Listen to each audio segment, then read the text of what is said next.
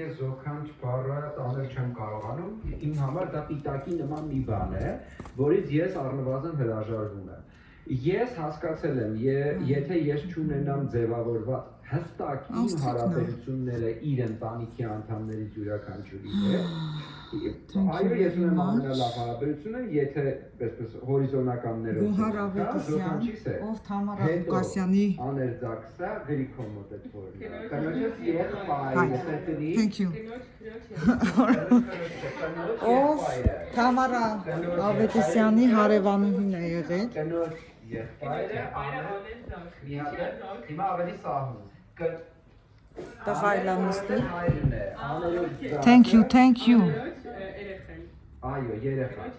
Հետո Տղայադրում է։ աներձակսը, հետո աներս, որովհետև աներս իր Արտուր Համբարձումյանն դերը խաղաց է, Արտուր Ավետիսյան եւ այլն։ Օ, какие красивые букеты принесла.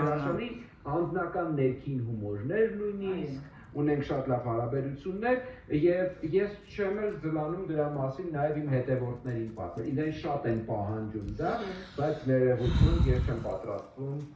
օրինակի համար ձեր գործին խփել, իսկ դա կարող եմ հաստատ։ Մենք մրցակիցներ չունենք։ Կարևորը այդպես եք մտածում։ Լավ, այդ բանաձև որ